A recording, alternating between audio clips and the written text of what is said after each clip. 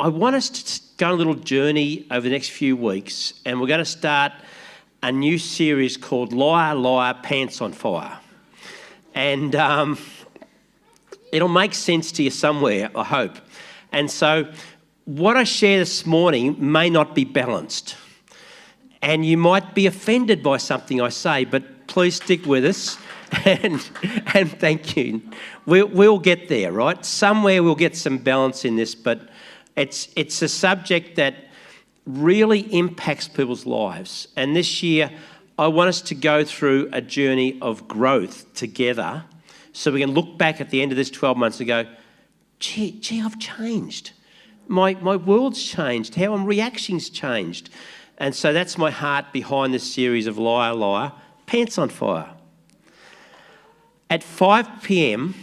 on the 6th of August, 1915, a whistle was blown on the Gallipoli Peninsula, and it heralded the start of a battle that would be known as Lone Pine. It was initiated as a diversion to what they were wanting to do in other parts of the Gallipoli campaign. And the idea was that these young Aussie soldiers, when this whistle blew, would jump up out of their trench and get across what was known as no man's land, about 100 metres, and then burst down into the Turks' trenches and begin hand-to-hand combat. It was brutal. It was bayonets and it was hand grenades. And sometimes those hand grenades would be thrown back up to 3 times before it went off. Now, when the 1st Battalion went across that land at 5 o'clock in the evening, their casualties were fairly light because the Turks didn't know they were coming. But then all the reinforcements came, and by the time the 3rd Battalion of the AIF had to go across that no man's land, the machine guns trained on them, and that's the battalion my granddad was in. He was issued with 200 rounds of ammo and 1 day's rations of food. The Battle of Lone Pine lasted 4 days. 2,400 Anzacs died or were wounded, and about 6,400 Turks were killed or wounded in that battle. My granddad survived and went on to fight in most of the major wars in World War I. On the Western Front, he was gassed in the trenches in France. But he survived those battles. Growing up in church life, I've often heard people tell me that we are in a spiritual battle.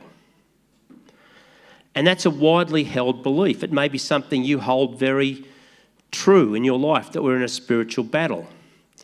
But my problem with that is that nowhere did Jesus teach that we're in a spiritual battle.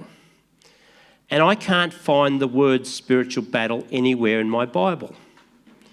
In fact, the word battle is only used once in the whole of the New Testament outside of Revelation, and that's to do with the sound of a trumpet so that we communicate clearly in church.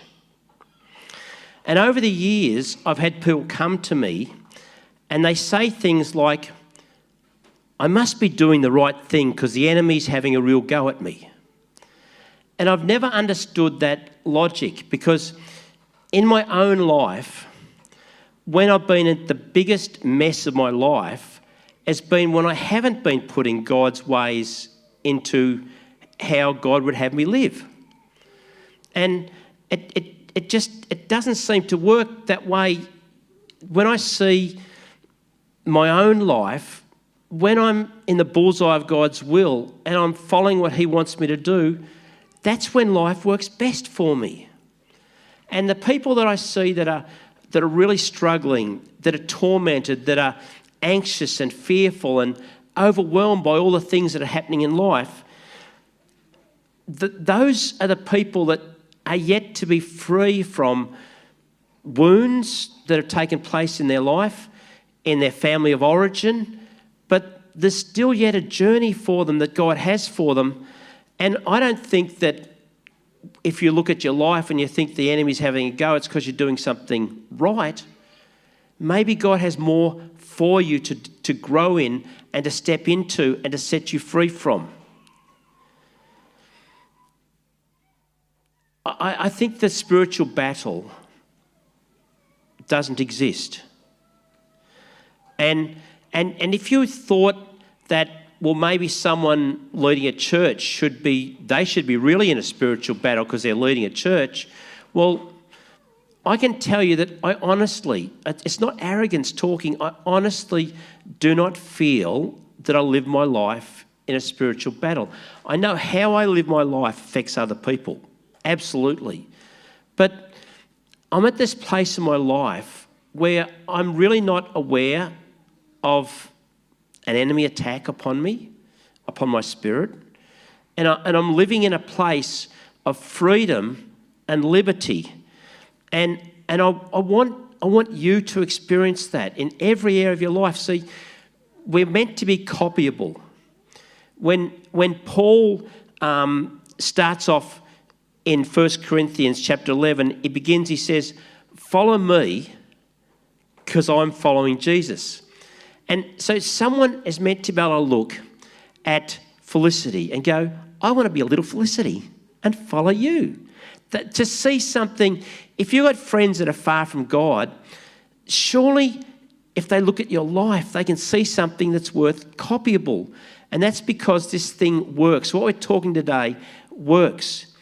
Now, when my granddad got up out of his trench and went across that land, that no man's land, he didn't know if he would live or die. In fact, 1 in every 2 young Anzacs died or were wounded that day. Battles are brutal. There are casualties. There are people that get wounded.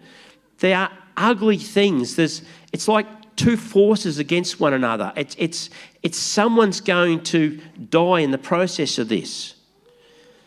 And as a kid growing up in church, we used to sing this song. It's one of my favourite songs. "Onward, Christian soldiers, marching into war, with the cross of Jesus going on before." Well, I'm sorry, but that's just wrong. It's wrong theology. It's just wrong. See, when Paul was trying to help Timothy to not get distracted by stuff that was going on in his life and to follow what God had for him, he used an analogy of a soldier not getting distracted. But in the same breath, in the same paragraph, he uses the analogy of an athlete.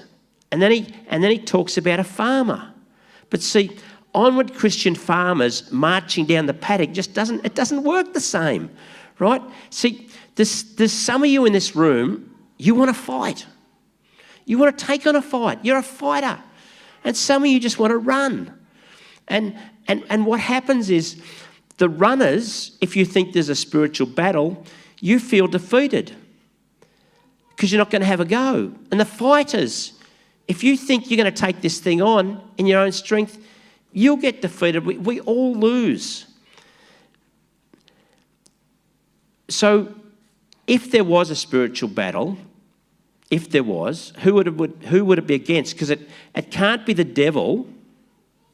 So this is the moment you don't look at the person next to you, right? Don't look at anyone else in the room, just look straight ahead. So if there was a spiritual battle, it can't be against the devil because Jesus defeated him on the cross.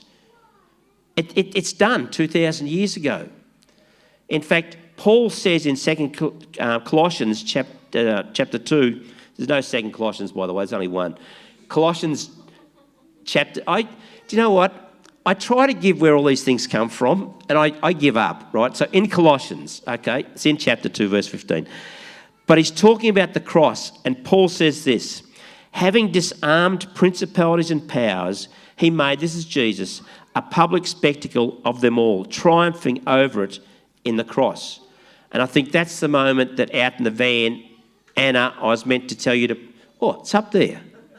Go, Anna, go. I've been wanting to say that for years.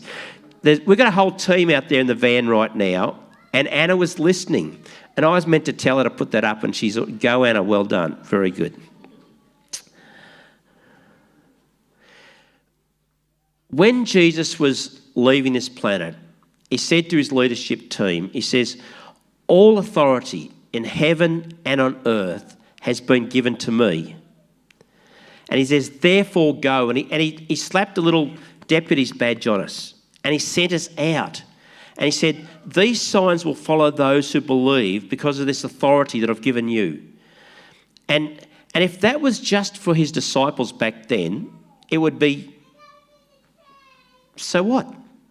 If these signs are going to follow his leadership team, well, that doesn't affect us today.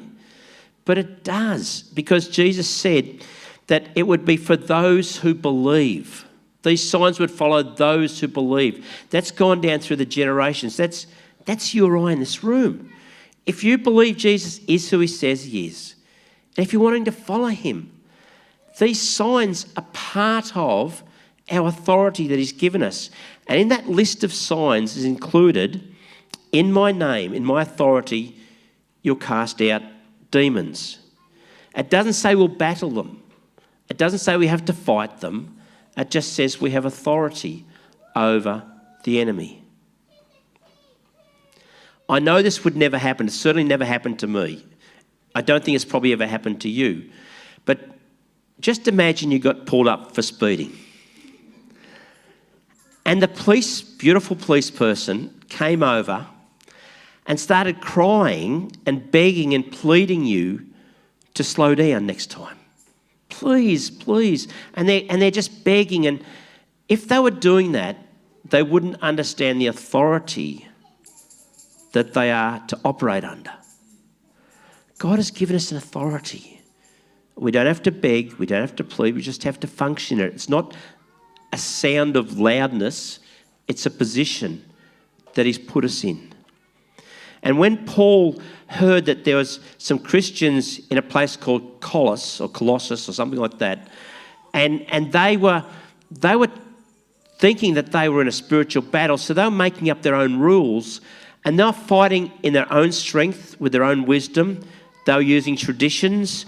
They even had this like insider knowledge that they knew that no one else knew, and they were arrogant and proud with this knowledge they had. And he wrote to them he sent them this email, in this email, and he establishes the foundation on how we are to do life God's way. And I want to read it to you. So go, Anna. This is your second chance out there in the van. This is in Corinthians. It's somewhere.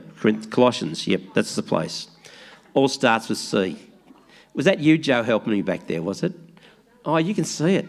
Thank you. So I'm going to read it to you.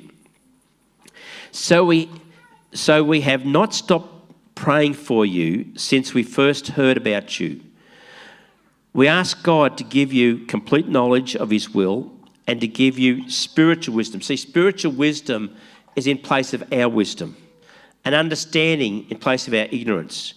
And then the way you live will always honour and please the Lord, and your lives will produce every kind of good fruit. All the while, you'll grow as you learn to know God better and better. I love that better and better and better bit. We also pray that you will be strengthened with all the endurance and patience you need, and may you be filled with joy, always thanking the Father.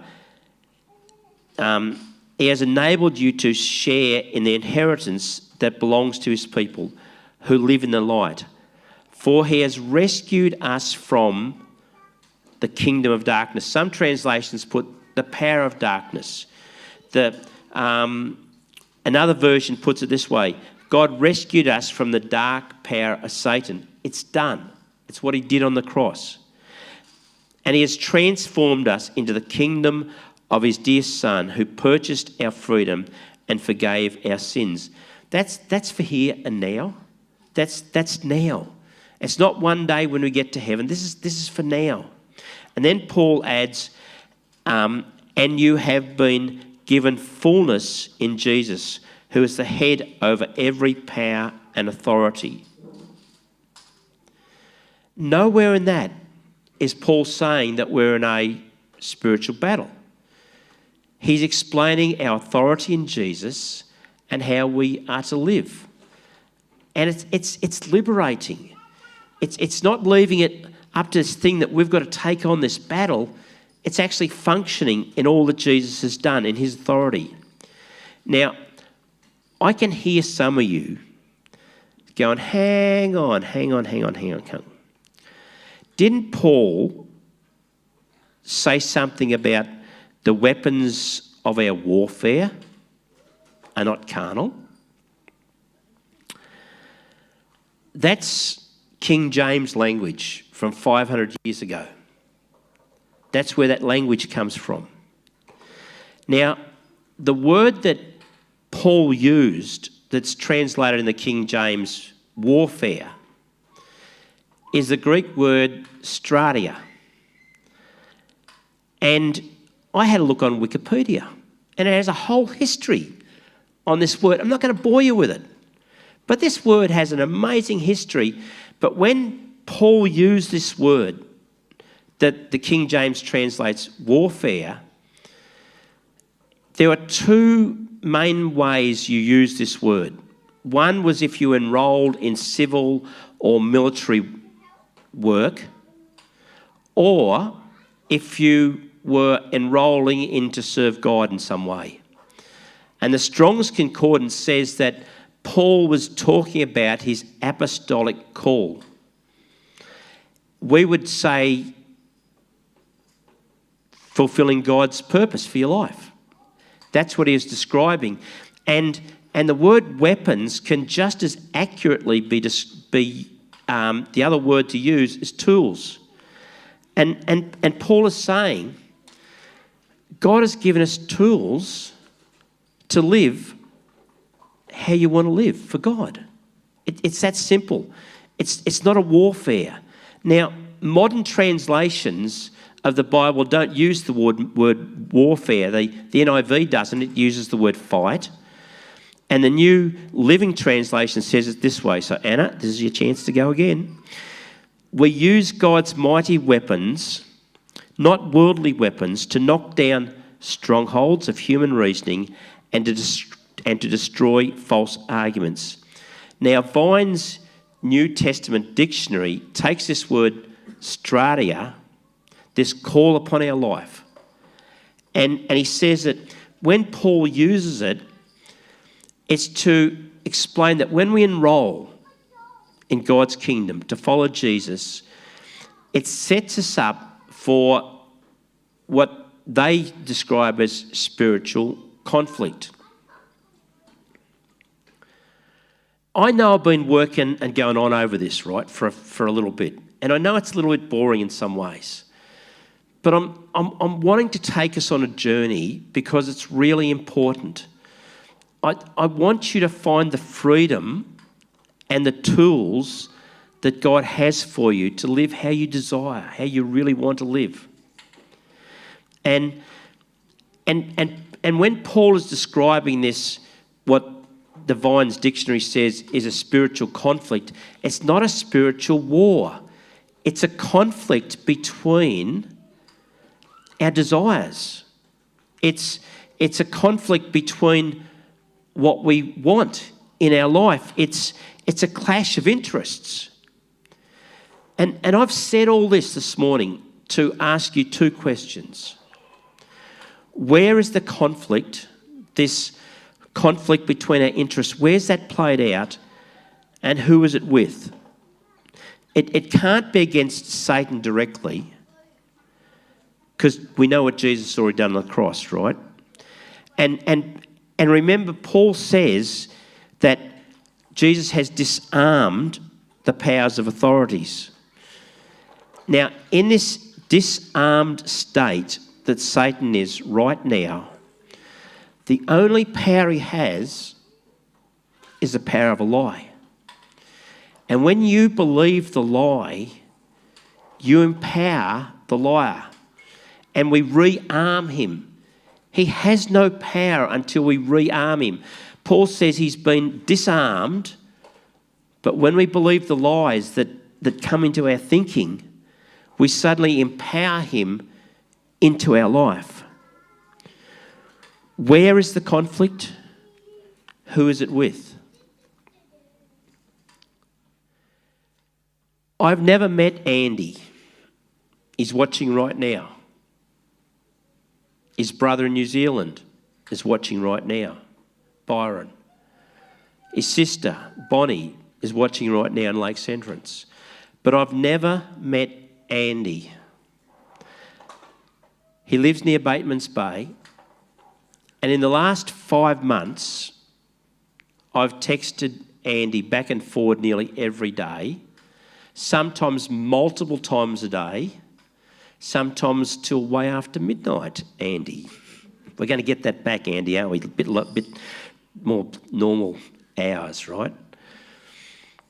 But Andy and Bonnie and their family have had a huge impact on my life, and I've had an impact on their life. And in all these texts going back and forward, I've never spoken with Andy on the phone. It's all texts. And I've asked Andy's permission to share some of those texts with you, which I'm going to read in a moment.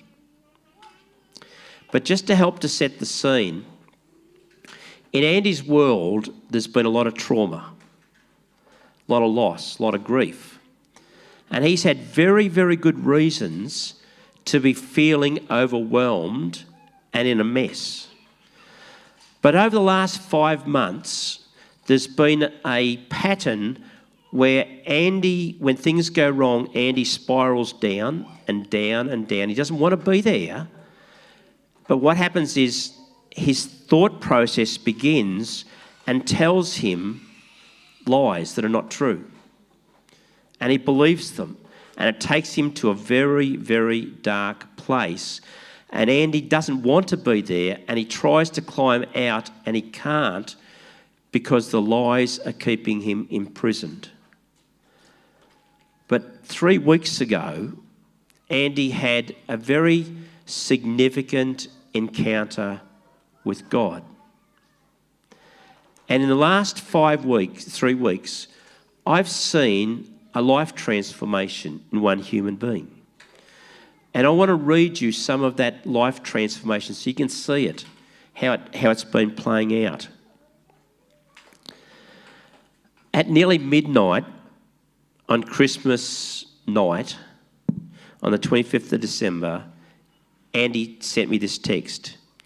Now the noise has stopped, and I don't know how this day was possible, and not feeling it was too much to handle. What is happening to me? And this is a good question, right? Because he's looking at himself and he can see, how did I get through today? How is that possible? What is happening inside of me?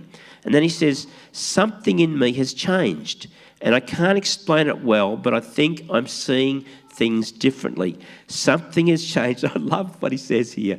He says, something has changed in my head thinking.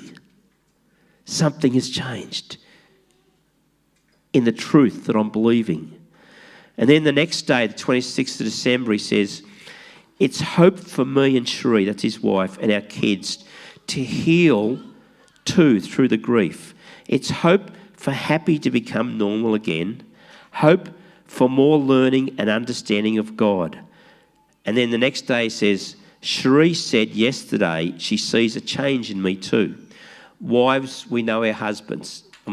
I shouldn't say we because I'm not a wife, right? But we know each other, don't we, right? She can see the changes.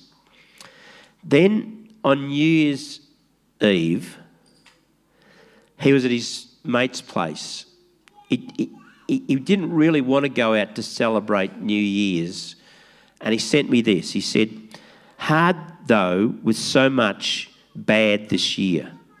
This time in 2019 is when we lost our house in the bushfires. 2, losing mum, then Tiffy, which was his 32-year-old sister, then Then Leo, which is his 12-year-old son, with so much pain and broken heart. But this year, God has become very real to me and my family, so we have something to celebrate. That's a whole new way of looking at life. And I encouraged him, and he says, thanks, I do feel different. And then another day I sent him that verse out of Isaiah 43, which we looked at, and about forgetting the past, not dwelling on that, choosing not to remember, and seeing to what God has. The new thing, do you not perceive it? Those verses. And he read them, and he wrote this back. He says, you can't forget the losses or the pain. Those verses remind me of something Bonnie, this is his sister, said to me recently. She said, don't expect past victories to sustain you, and don't allow past failures to paralyse you. She also said, then to see God bringing newness into my life and anticipate God to continue doing great things. She said, he can help me get to a place where failure and pain and fear and brokenness will no longer control me, define me, or torment me. And then he said, God is definitely doing impossible things right now. And what he'd set up with his oldest daughter, who's nearly 12, they have 4 children. He set up this thing which Bonnie had suggested, which is a jar. And what they'd do each night, father and daughter, they would write one bad thing on a bit of paper and screw it up and throw it away, and 3 things they could be thankful for, and they'd put them into the jar. On New Year's Day, his 12-year-old daughter wrote this on the bit of paper. Daddy has Jesus in his heart. That was such a powerful thing for Andy to read, a powerful thing for his daughter to see. I can't see.